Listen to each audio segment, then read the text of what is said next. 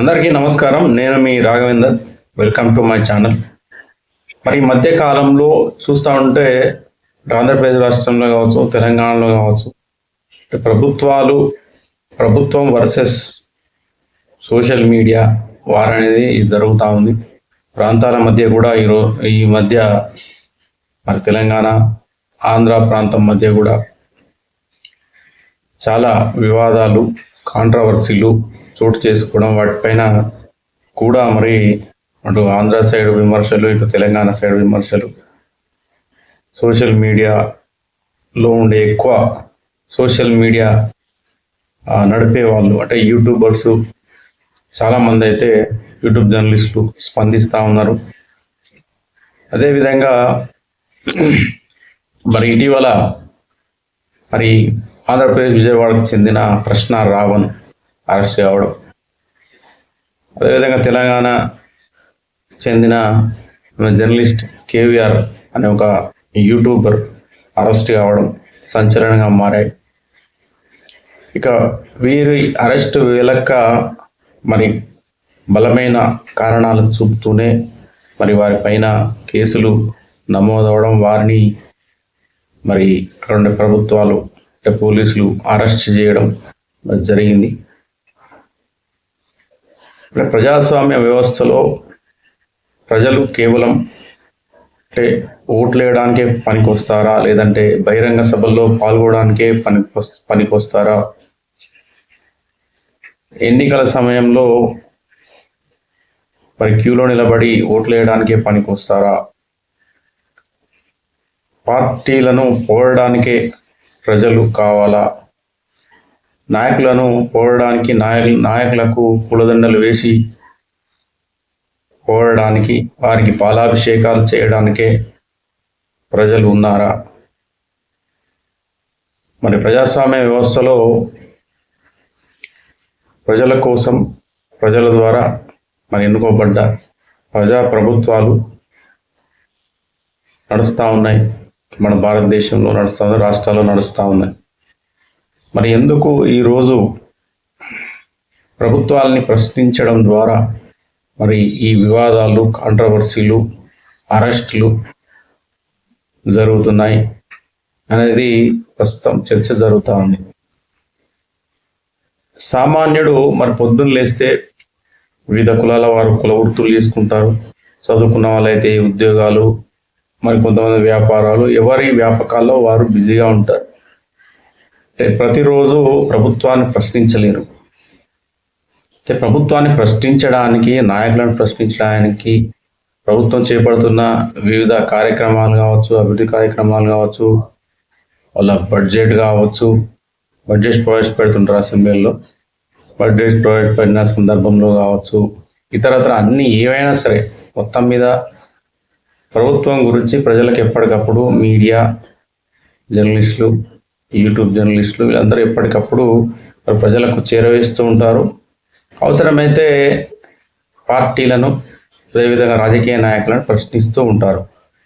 అదే ప్రజాస్వామ్య వ్యవస్థలో ఏమైపోయిందంటే ఇటు ప్రజలు ప్రశ్నించక, మరి ఇటు జర్నలిస్టులు ప్రశ్నించక, మరి ఎవరు ప్రభుత్వాలని, నాయకుల్ని కంట్రోల్ చేయాలి అన్నది ఇక్కడ పెద్ద సమస్యగానే మారిపోయింది. మరి మనం చూసినట్లయితే ఇంకొకటి నేను అబ్జర్వ్ చేసింది, రాజకీయ పార్టీలు కూడా ఇలా వ్యవహరించడానికి కూడా కొన్ని బలమైన కారణాలు ఉన్నాయి. ఎన్నికలు వచ్చాయనుకోండి, ఎన్నికల సమయంలో రాజకీయ పార్టీలు ఎలా వ్యవహరిస్తున్నాయి, అన్ని పార్టీలని చెప్పను, కొన్ని పార్టీలు మరి కేవలం ప్రచారం చేసి వారి ఎజెండాలు చెప్పి వారి గురించి పర్సనల్గా చెప్పుకొని, పార్టీల గురించి చెప్పుకొని ప్రతిపక్షాలను దుమ్మెత్తి పోసి మాత్రమే మరి నాయకులు, పార్టీలు ఓట్లాడుతున్నారా అంటే అది కాదు కదా. మరి ఎన్నికల సమయంలో వందలు వేల కోట్ల రూపాయల డబ్బు అనేది ప్రజల చేతుల్లోకి వెళ్తుంది. ప్రజలు కూడా మరి ఓటుకు డబ్బులు తీసుకొని ఈరోజు 3,000, 4,000, 5,000, ఓటుకు 10,000 తీసుకొని కూడా మరి ప్రజలు ఓట్లు వేస్తూ ఉన్నారు. మరి ప్రజలు కూడా అందరూ తీసుకునేవారు ఖచ్చితంగా గుండె మీద చేసి ఆలోచించాలి. ఎందుకంటే ఇలా తీసుకున్నప్పుడు ఒకవేళ ప్రభుత్వం సరిగా పనిచేయకపోయినా, నాయకుడు సరిగా పనిచేయకపోయినా ధైర్యంగా ప్రశ్నించే శక్తి ప్రజల్లోకి ఎక్కడి నుంచి వస్తుంది? ప్రజలు ప్రశ్నించగలరా? కాబట్టి నాయకులు, ప్రభుత్వ పార్టీలు కూడా మరి ఈరోజు ఓటర్లను మరి చూసే విధానం కూడా మారిపోయింది. కేవలం మరి అభివృద్ధి కూడా ఎందుకు కుంటుపడుతుంది? అభివృద్ధి ఎందుకు జరగట్లేదు? రోడ్లు సరిగా ఉండలేవు. మరి విద్యా వ్యవస్థ కావచ్చు, వైద్య వ్యవస్థ కావచ్చు, అన్ని రంగాలు కావచ్చు, మరి కొన్ని లోటుపాట్లు ఖచ్చితంగా మనం చూస్తూనే ఉంటాం.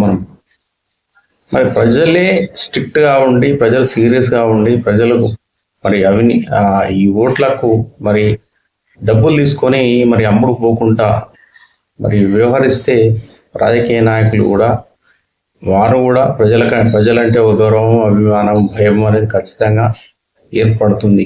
మీడియా వ్యవస్థలు కూడా చాలా ట్రాన్స్పరెంట్గా పనిచేయాలన్నది నా ఉద్దేశం. సోషల్ మీడియా కూడా చాలా ట్రాన్స్పరెంట్గా, నిజాయితీగా పనిచేసినప్పుడు ఖచ్చితంగా రాజకీయ వ్యవస్థలు చాలా జాగ్రత్తగా ఆచితూచి అడుగులు వేసే అవకాశం ఉంటుంది. ఈరోజు అరెస్టులు జరుగుతున్నాయి. ఈరోజు ప్రభుత్వాలు మరి ప్రశ్నించిన వారిని, అంటే తప్పులు కూడా ఉండొచ్చు. యూట్యూబర్స్ ఎవరైతే ఉంటారో, ప్రశ్న రావణ్ కావచ్చు, జర్నలిస్ట్ కేవీఆర్ కావచ్చు, వాళ్ళు కొన్ని తప్పులు చేసి ఉండొచ్చు. కానీ మరి ప్రభుత్వాలు సీరియస్ అయిపోయాయి. ప్రశ్న రావద్దు అంటే మతాల గురించి మాట్లాడడం, అంటే ఒక వ్యక్తిని ఉద్దేశించి చాలా దారుణంగా మాట్లాడడం, ఇవంతా సీరియస్గా తీసుకున్నాయి ప్రభుత్వాలు, ఆ నాయకులు. కాబట్టే ఈరోజు అరెస్టులు జరిగినాయి.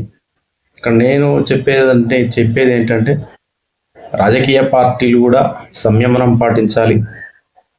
ఖచ్చితంగా తప్పు చేసినప్పుడు అరెస్ట్ చేయాలి. కాకపోతే అరెస్ట్ చేసే విధానము, ఎవరైతే నిందితులుగా భావిస్తున్నారో వారిని ట్రీట్ చేసే విధానము చాలా చట్ట ప్రకారమే ఉండాలనేది మరి అందరూ మేధావులు, ప్రజలు కూడా ఈరోజు చర్చిస్తూ ఉన్నారు.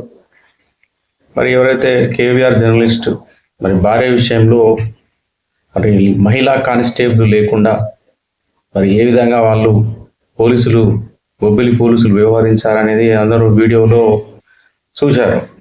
ఇలా ప్రభుత్వాలు వ్యవహరించడం, పోలీస్ శాఖ వ్యవహరించడాన్ని కూడా ఈరోజు అందరూ తప్పు పడుతూ ఉన్నారు.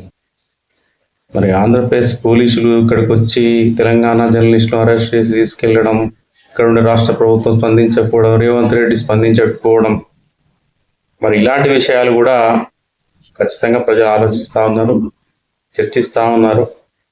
నేను చెప్పేది ఏంటంటే రాజకీయ పార్టీలు, రాజకీయ నాయకులు సంయమనంతో వ్యవహరించాలి.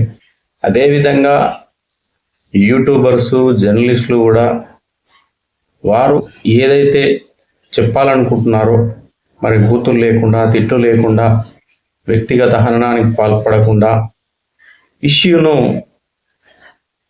ఇష్యూని మరి ప్రజలకు వివరించే విధానం అనేది చాలా స్పష్టంగా, గౌరవంగా, ఒక సిస్టమేటిక్గా ఉండాలనేది నా ఉద్దేశం.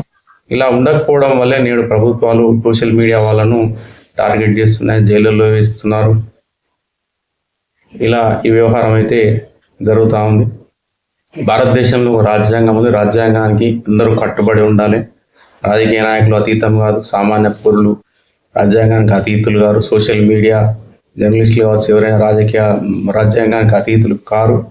కాబట్టి రాజ్యాంగాన్ని అతిక్రమించకుండా చాలా గౌరవంగా సమాజం పట్ల జవాబుదారీతనంతో రాజకీయ పార్టీలు, రాజకీయ నాయకులు, సోషల్ మీడియా జర్నలిస్టులు, మేధావులు వివరించినట్లయితే ఇలాంటి తప్పులు జరగకుండా ఉంటాయనేది నా ఉద్దేశం. ప్రజలు, వ్యవస్థలు పూర్తిగా మారితేనే తప్ప ఏవైతే రాజకీయ వ్యవస్థలు కావచ్చు, సోషల్ మీడియా కావచ్చు, వీటి లోపల సమూలమైన మార్పులు వచ్చే అవకాశం ఉంటుంది.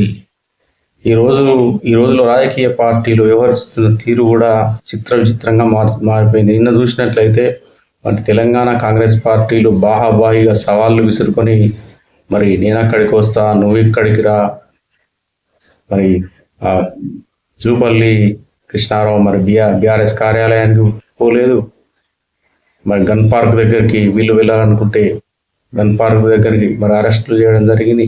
వారిని వీరును వారు మరి ఒక టైం పాస్ లాగా జరిగింది తప్ప మరి సమస్యలకు పరిష్కారం దొరకడం లేదనేది ప్రజలు నేడు చర్చిస్తూ ఉన్నారు. ఇది నా అభిప్రాయం కాదు, ప్రజలందరూ చర్చించుకుంటున్న అభిప్రాయాన్ని నేను నా ఛానల్ ద్వారా మరి చెప్పడం అయితే జరుగుతూ ఉంది. ఇప్పటి వరకు నా ఛానల్ని సబ్స్క్రైబ్ చేయని వారు సబ్స్క్రైబ్ చేయగలరని విజ్ఞప్తి. Thank you.